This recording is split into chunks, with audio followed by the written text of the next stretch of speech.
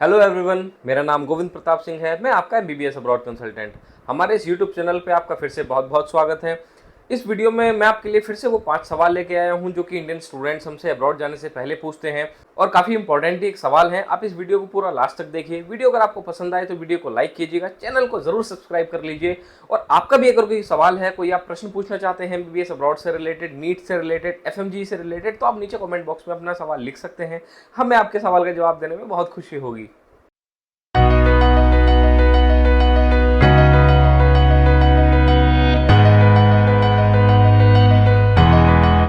आज का सबसे पहला सवाल है, आपने 2022 या 2023 में नीट क्वालिफाई किया है, लेकिन 2024 का जब आपने एग्जाम दिया तो आपको लग रहा है कि आप उसमें क्वालिफाई नहीं कर पाएंगे, तो क्या इस कंडीशन में भी आप अब्रॉड में एडमिशन ले सकते हैं?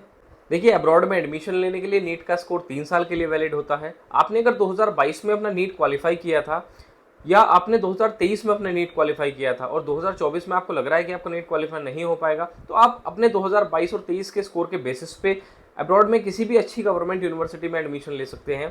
आपका जो एग्जाम क्वालिफाई करने का गैप है वो 3 साल से ऊपर नहीं होना चाहिए, क्योंकि एनएमसी ने 3 साल का ही गैप अलाउड किया है। तो आप बेफिक्र होकर अपना एडमिशन ले सकते हैं। अगर आपने 2022 या 23 में भी अपना एग्जाम क्वालिफाई नहीं किया है और 24 में भी नहीं कर पा रहे हैं, तो फिर आपका एडमिशन पॉसिबल नहीं है। वो फिर विदाउट नीट कंसिडर होता है और विदाउट नीट एडमिशन लेना कोई अच्छा डिसीजन नहीं होता।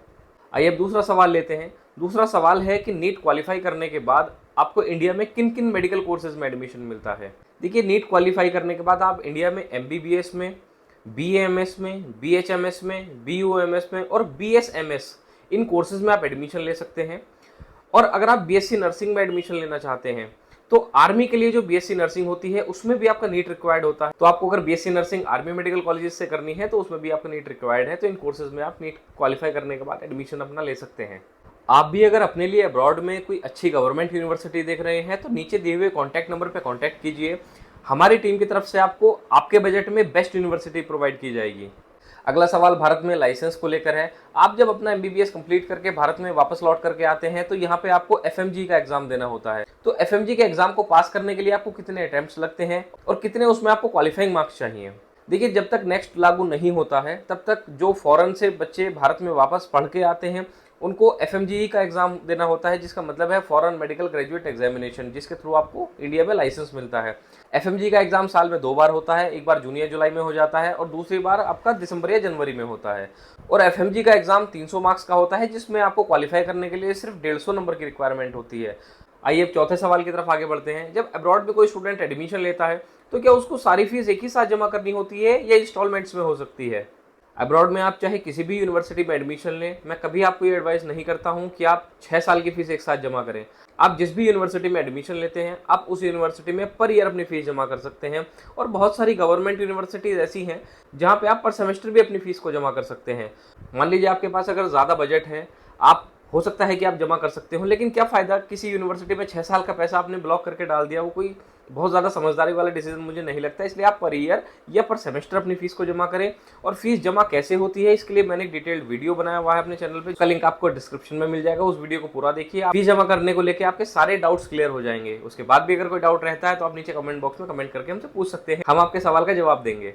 आइए 5वें सवाल की तरफ आगे बढ़ते हैं, जो कि एक बहुत ही इंपॉर्टेंट सवाल है। जब स्टूडेंट्स अब्रॉड में एडमिशन लेते हैं तो एनएमसी के नई गाइडलाइंस के अकॉर्डिंग उनको वहाँ से लाइसेंसिंग एग्जाम क्वालिफाई करके वहाँ से लाइसेंस लेके आना है। तो वो जो लाइसेंसिंग एग्जाम होगा वो उस कंट्री में किस लैंग्वेज में होगा? क्या वो इंग्लिश में होगा? या आप अगर अब्रॉड की किसी भी एमबीबीएस यूनिवर्सिटी में एडमिशन लेते हैं तो मान के चलिए कि आपको जो लाइसेंसिंग एग्जाम होगा वो वहाँ की लोकल लैंग्वेज में होगा, क्योंकि ये जो कंट्रीज़ हैं वो अपनी लोकल लैंग्वेज को काफ़ी ज़्यादा प्रेफर करती हैं। और वहाँ के जो लोकल स्टूडेंट्स हैं वो वहाँ पे लोकल लैंग्वेज में ही अपना एग्जाम देते हैं। ठीक है, भविष्य में अगर कोई नियम बदलता है, अगर अभी लोकल लैंग्वेज में वहाँ एग्जाम है, भविष्य में अगर बदल के अगर वो इंग्लिश में हो जाता है तो भी हम आपको अपडेट करेंगे। लेकिन आज की जो स्थिति है वो मैक्सिमम कंट्रीज़ में यही है कि कोई भी अब्रॉड का स्टूडेंट अगर किसी कंट्री में लाइसेंस के लिए अप्लाई करता है तो वहाँ पे लोकल लैंग्वेज में ही एग्जाम होता है। तो ये मान के चलिए कि जिस भी कंट्री में आप एडमिशन लेंगे वहाँ पे आपको लोकल लैंग्वेज में ही लाइसेंसिंग का एग्जाम देना होगा।